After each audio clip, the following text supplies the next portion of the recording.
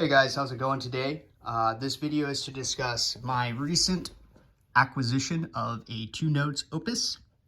For starters, I am not affiliated with 2 Notes or any company that sells musical equipment whatsoever. There are a lot of biased reviews out there. This is not one of them. There are also a lot of reviews that will shove a bunch of sound clips down your throat. I am not going to be doing any sound demos with the device. I am instead going to be giving you my honest thoughts about owning this device for the past week. First off, the reason I purchased this is because I have 2 small children and practice time has become very sparse and limited. There's only so many occasions where it's appropriate for me to plug into my Mesa amplifier, and if I want to jam out with some headphones or effect pedals, I didn't have much option. Prior to buying this device, I was using this old Digitech Jam Man with a Black Forest pedal as a preamp and plugging my headphones into that. And that only sounded oh so mediocre, not very good, not many varieties of tones, not very much usability, but it was getting the trick. However, I was quickly getting bored with my decision to use this setup, so I decided I would go ahead and look at getting an amp modeler instead. I was on the fence between a bunch of different options, but after listening to countless reviews, talking to some people who have owned the devices, I decided that I would give the Opus a shot. This is not my first foray into the digital modeling world. I've owned many Digitech modelers, Line 6 modelers, and I have always found them to be quite sterile. This one has rather amazing tones. It does require a bit of tweaking. The tweaking is very simple to do through the app. However, I am not a huge fan of having to do all of my tweaking through the app. You can tweak a lot of the menu options through the very, very deep submenus. And once you get a handle on how to access those submenus, this tweaking on the device is not difficult.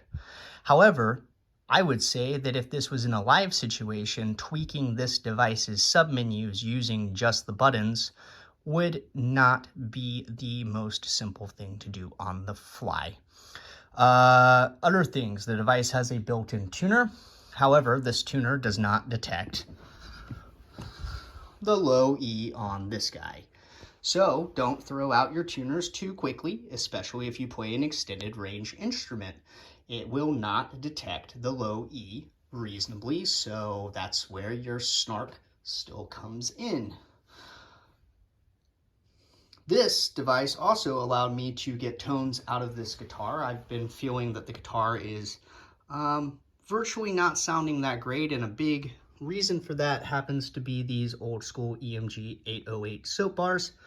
They just do not sound great with my Mesa, no matter what I throw on top of it.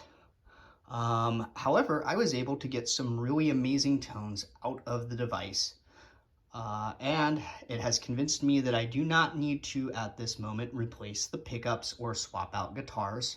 So well done. There are some features that I believe that this device is sorely lacking, and had they made it a little bit more expensive and included those features, I would rate it as near perfect for my current usage. The first feature that I am sorely missing is there is no effect loop. I'm not really sure why this was a choice not to include an effect loop.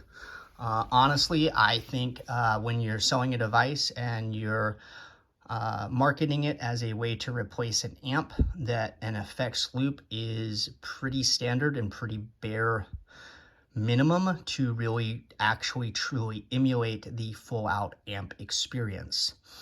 So if I were to place my delay prior to this device on some of the modeling settings, it becomes murky and very confusing. It doesn't sound very good.